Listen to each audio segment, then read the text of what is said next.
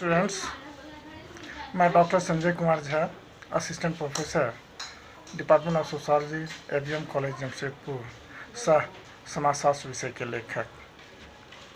आज मैं labour and social welfare paper को लेकर के आप लोगों के सामने आया हूँ। ये पेपर सेमेस्टर 6 में CC 13 में पेपर है और इस पेपर में इससे पहले बहुत सारे एक्ट पर हमने चर्चा भी किया है। आज मैं चर्चा करना चाहूँगा फैक्ट्री एक्ट 1948 पर। हालांकि ये एक्ट बहुत लंबा है, तो इसके दो पार्ट को टच करेंगे।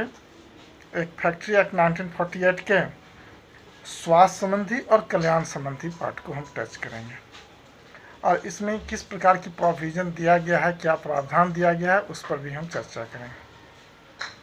तो सबसे पहले ये चीज़ जानना ज़रूरी है कि फैक्ट्री एक्ट 1948 ये इंडस्ट्रियलाइजेशन के परिणाम स्वरूप उत्पन्न परिस्थितियों की देन है और भारत में औद्योगिक विकास के कारण एक अलग श्रमिक समाज की स्थापना हुई। जिसकी वजह से औद्योगिक विकास के कारण ही एक अलग श्रमिक समाज, लेबर सोसाइटी की जो है स्थापना हुई।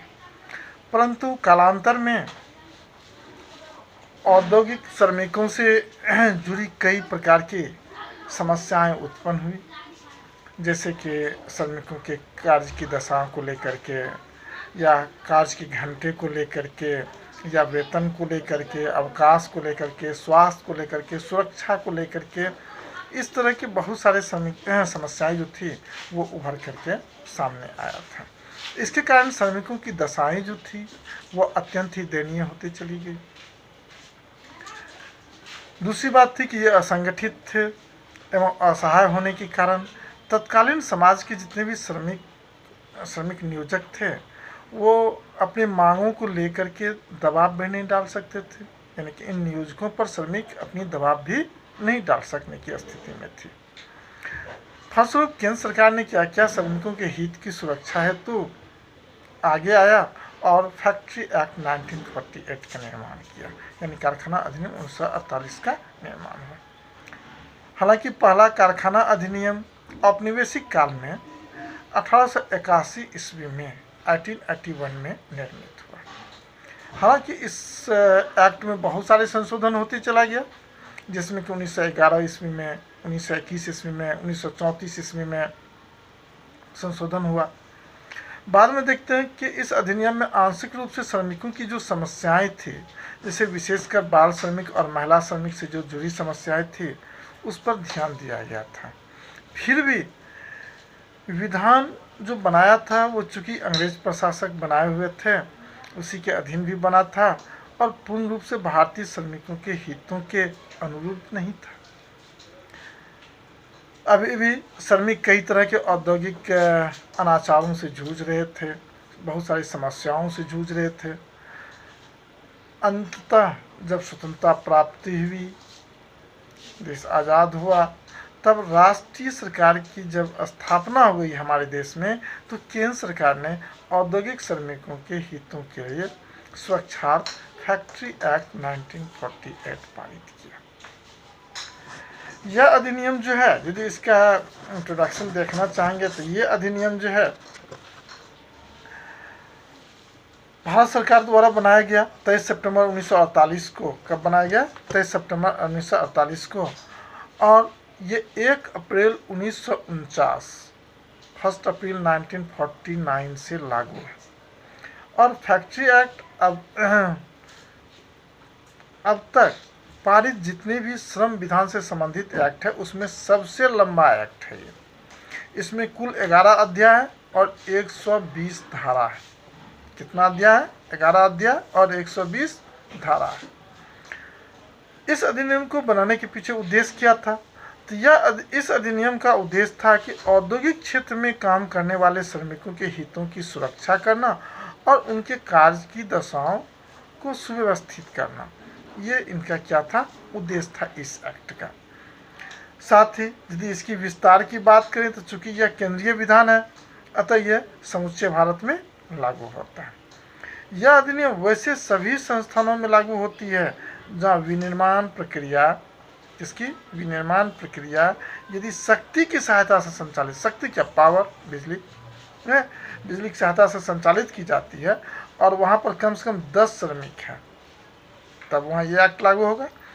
और यदि शक्ति की सहायता से संचालित नहीं हो रही है, पावर यानी बिजली की सहायता से वो संचालित नहीं हो रही है, तो कम से कम वहाँ 20 श्रमिक क्या है, कार्यरत है, किसी भी दिन, वर्ष में किसी भी दिन कार्य किए हों या कर रहे हों, तो वहाँ ये एक्ट लागू हो जाएगा। इस बात को समझे कि यह अधिनियम वैसे सभी संस्थान पर लागू होगा जहाँ विनिर्माण प्रक्रिया हो रही है, वहाँ पर अगर शक्ति के पावर की सहायता से काम हो रही है तो कम से कम 10 व्यक्ति, विदाउट पावर हो रहा है तो कम से कम 20 व्यक्ति, वर्ष में किसी भी दिन काम किया हो और या कर रहे हो तो वहाँ पर ये अधिनियम लागू होगा। इस अधिनियम के एक्ट में एक चर्चा है 8 से 10, धारा 8 से 10 में कि इंस्पेक्टर के अपॉइंटमेंट के बारे में, निरीक्षक कर्मचारी के बारे में, इंस्पेक्टिंग स्टाफ के बारे में दिया गया है।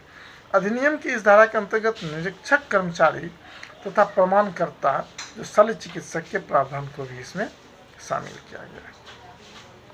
अब आते हैं कि इस एक्ट का मुख्य प्रोविजन क्या है, प्रमुख प्रावधान क्या है। तो कारखाना अधिनियम 1948 एक विस्तृत अधिनियम है, बहुत बड़ा अधिनियम है, जैसा कि पहले भी बतलाया, जिसमें श्रमिकों के अलग अलग उद्देश्यों के लिए व्यापक प्रावधान किए गए हैं।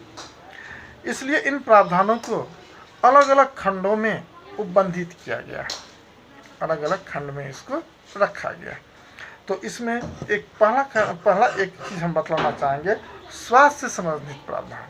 किससे, स्वास्थ्य से संबंधित क्या क्या प्रावधान है उस पर हम चर्चा करना चाहेंगे। तो इस स्वास्थ्य से संबंधित जो प्रावधान किया गया है वो धारा 11 से लेकर 20 तक, धारा 11 से लेकर के 20 तक स्वास्थ्य का प्रमाण किया गया। इसमें जैसे कि एक दिया गया है सफाई को लेकर के, धारा 11 में किसके लेकर के, सफाई को लेकर के।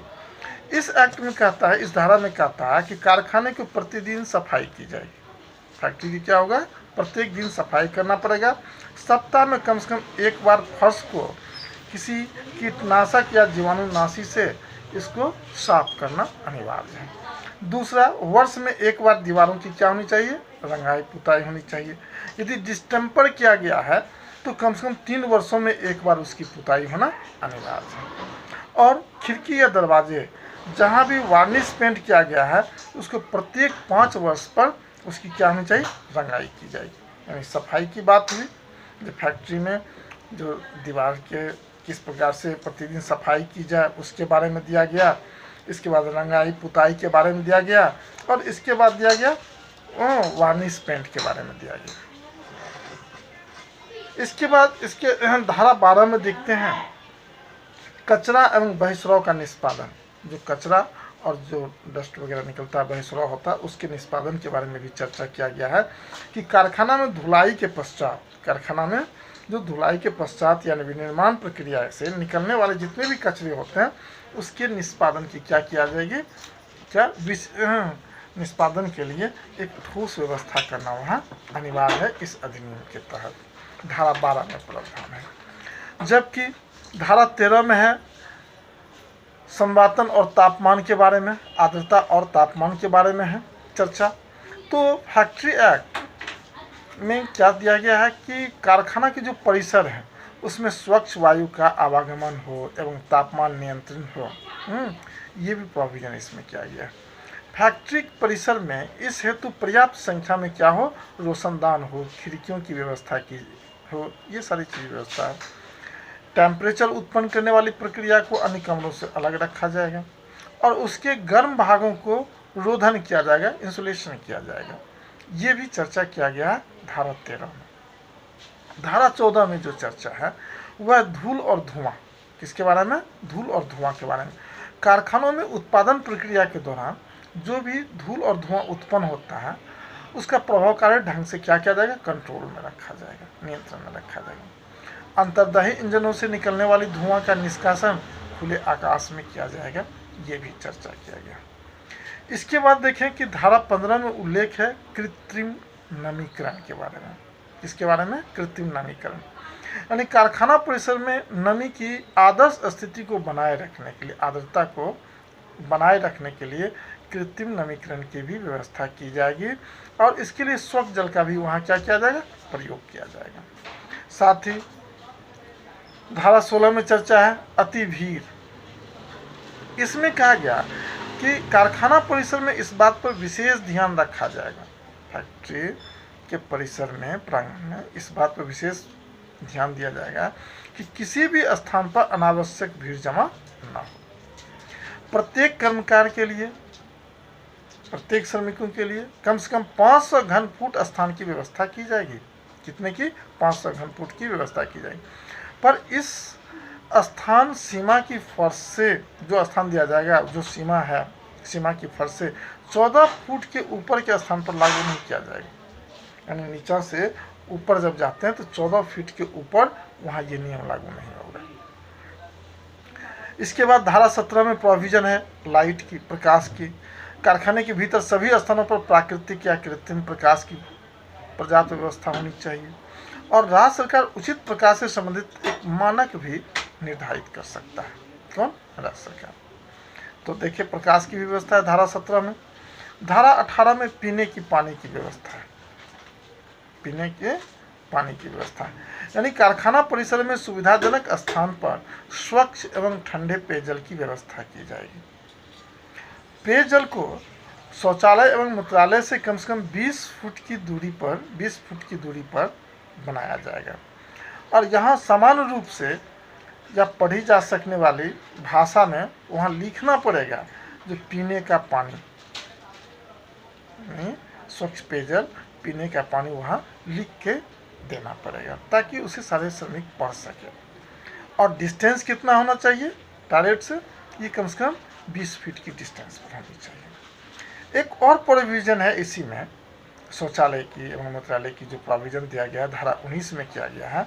इसमें फैक्ट्री कारखाना के परिसर में स्त्री और पुरुष के लिए पर्याप्त संख्या में रोशनी युक्त हवादार शौचालय एवं मूत्रालय की व्यवस्था की जाएगी और उन स्थानों की सफाई हेतु अलग से सफाई कर्मचारी भी होंगे जो कम से कम सप्ताह में एक दिन वो रोगाणुनाशी या कीटनाशी इससे वो सफाई करेंगे। इसके बाद वो प्रतिदिन सफाई करेंगे। प्रतिदिन तो सामान्य रूप से वो सफाई करेंगे, लेकिन सप्ताह में एक दिन वो कीटाणुनाशक से भी सफाई करने का काम करेंगे। एक चीज़ और जो इसी में प्रोविज़न है, शौचालय एवं मूत्रालय के भीतरी फर्श जो है उसमें नीचे के दीवार पर यानी 3 फीट की ऊंचाई तक उसमें टाइल्स लगा होना चाहिए। ये भी प्रोविज़न किया गया। और एक व्यवस्था है क्या? थूकदान की। थूकदान यानी कि कारखाना परिसर में प्रत्येक सुविधाजनक स्थान पर पर्याप्त संख्या में थूकदानों की व्यवस्था की जाएगी जिन्हें साफ और स्वस्थ दशाओं में रखा जाएगा। ये धारा 20 में दिया गया। तो आज इतना तक ही बतलाएंगे क्योंकि फैक्ट्री एक्ट की प्रोविज़न में मैंने आज जो बतलाया आपको किसके बारे में दिए? स्वास्थ्य के बारे में दिए, स्वास्थ्य संबंधी प्रावधान, फैक्ट्री एक्ट के स्वास्थ्य संबंधी प्रावधान। दूसरे दिन हम कल्याण संबंधी प्रावधान, इस तरह से इसका शेष प्रावधान बतलाएंगे। लेकिन आज यहीं तक आप लोग इसको याद करें जरूर रूप से और धारा जो दिया गया है वो भी याद रखें। धारा गलत नहीं होनी चाहिए। जो धारा आप जानते हैं वो सही लिखें, अगर नहीं जानते तो धारा लिखना ही बंद कर दें, तब मत लिखें। तो आज यहीं तक। थैंक यू, बहुत बहुत धन्यवाद।